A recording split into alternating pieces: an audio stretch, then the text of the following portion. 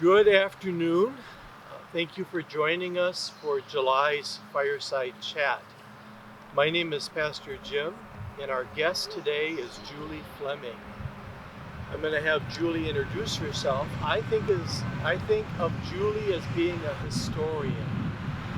Julie, introduce yourself and tell us a little bit about yourself and where we're at. I have belonged to First Lutheran for 50 years now.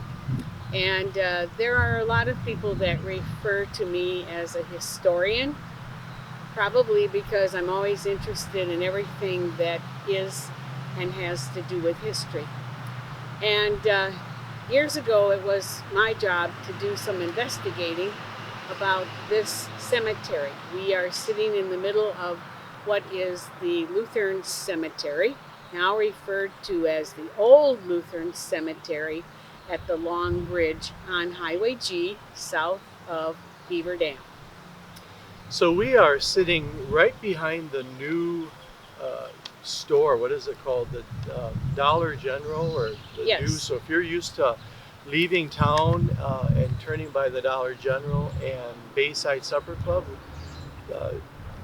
First Lutheran has a cemetery, and not very many people know or remember about the cemetery. So Julie and Sue Benz have been doing a lot of work with the church archive department, and they've also been doing a lot of work now with the cemetery and kind of some new discoveries and rediscoveries and that. So, but today we want to talk about the cemetery. When, Julie, was the cemetery established? And where is it out here in this open field? Okay, I have to date back to the beginning of First Lutheran Church, and that was 1860. And there were 7 men in Beaver Dam who went ahead and got together and decided that there ought to be a Lutheran society, a Lutheran church here in Beaver Dam. So our church was established in 1860. And 3 years later, the church bought this land for a cemetery. Now, this was originally 2 acres. Later, one of the acres was sold, so it's an acre.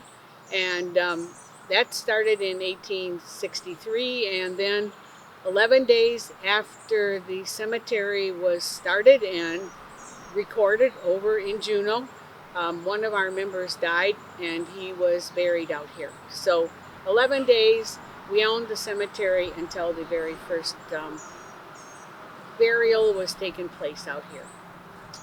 So in this larger 1-acre space, how many lots are there, and how many people are actually buried out here? All right, so there are 100 lots. If we brought someone in and they decided to put it on the grass with the white chalk, there are 100 lots here, and 38 of them, 38 people are buried out here at this cemetery. Now, you mentioned the first person who was buried here. Do you have that person's name? And who's the last person who was buried out here? Okay, we have, let's see, I do have that. His name was 𝗪𝗂𝗪𝗆. He was the very first person buried out here. And then the last person her last name was 𝗪𝗂𝗪𝗆, and she was buried in 1901. So the first burial was right then in 1893, and the last burial was in 1901. This is a beautiful spot, and you can see behind or over our shoulders the Catholic cemetery with nice headstones and things like that. What happened to those 30-some headstones, or were they wooden crosses? How would the graves be marked? You know, it's kind of interesting, but one of our longtime members who is now passed away, Larry Hartle, in 1970, a group of them came out and looked at this cemetery, and the stones were broken. A lot of them were laying up over in the corner, They didn't know actually where anybody was buried. So at that point, they cleaned the cemetery up. They took the stones that were left, they put them over in the corner, and they decided that this would be land that was simply mowed, and that's how it's taken care of today.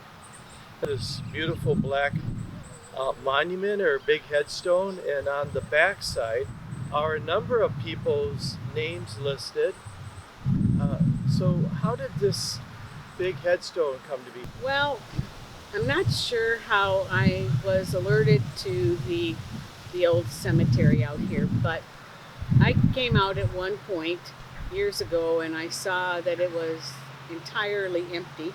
At that point, there was a wooden sign at the road saying that it was the old Lutheran cemetery.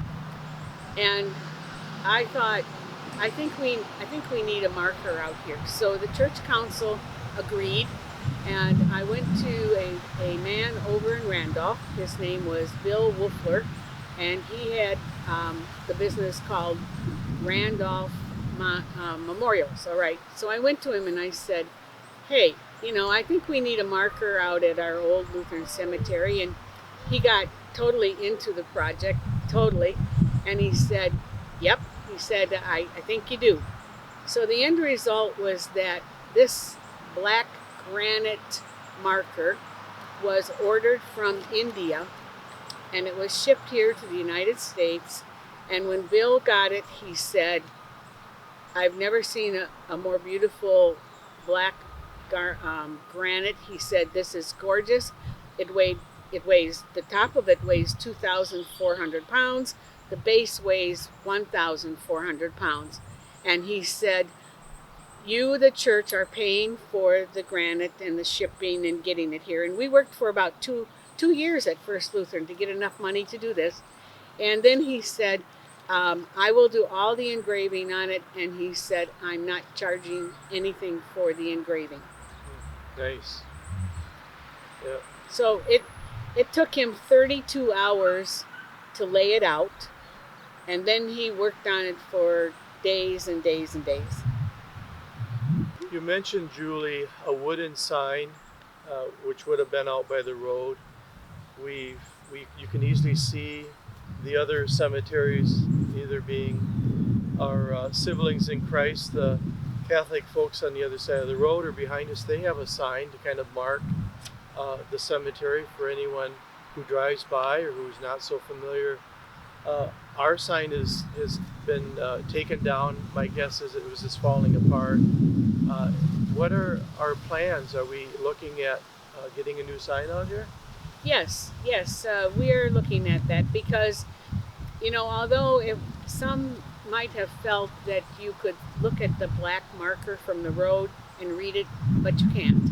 You need to walk up to it to read it. So we actually had, when that old wooden sign got taken down, we had no way of letting people know who are traveling on G that this is the old Lutheran cemetery. So I think that sign will probably read something like First Evangelical Lutheran Church.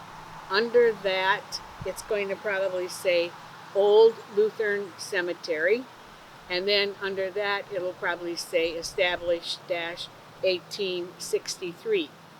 Now, in the old days, this was known as the Lutheran Cemetery at the Long Bridge. And if you think of it and you drive on G and you see the supper club across the street, there was a long bridge, a long wooden structure that started basically up on the hill to the west, came down across the water, and probably came up to almost where our cemetery starts. And it was called the Long Bridge. Over in Juneau, when they documented the people who are dead and are buried here, they said that the burial took place in the Lutheran cemetery at the end of the Long Bridge.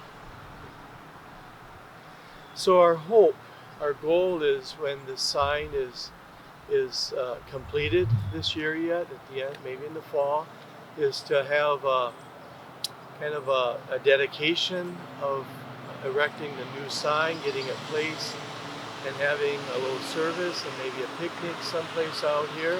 It's such a beautiful spot, and it is where the church really began, where the people are still resting in their spirit, and they're still here.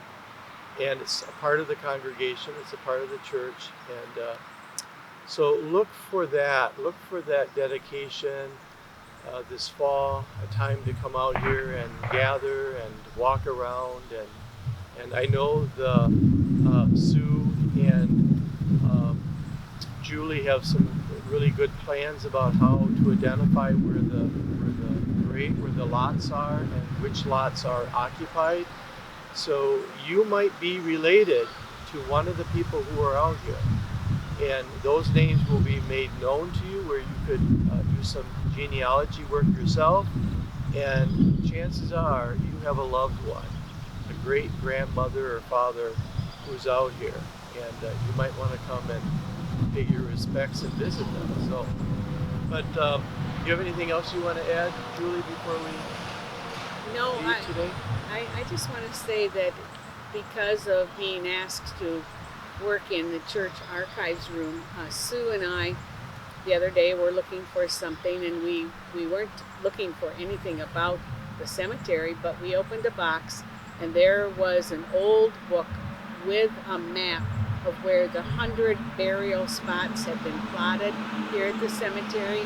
And then there was the records of those, a little bit about their death or their birth in there, of the ones that are buried here. So, and you might be interested in the fact that someone in 1950 wanted to be buried out here.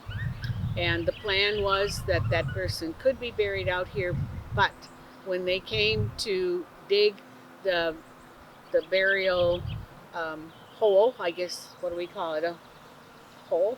Anyway, when they did, they found there was another body buried. So at that point, our church closed this cemetery, and it's no longer used. For very good reasons.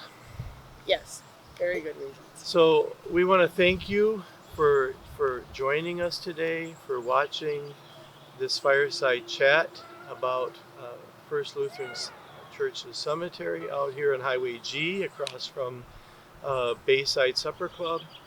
And again, just watch the e-announcements and Focus newsletter for updates and information that will come your way as things progress out here at the cemetery. Thank you, Julie. Thank you. And again, thanks for watching. So long now. Until next time.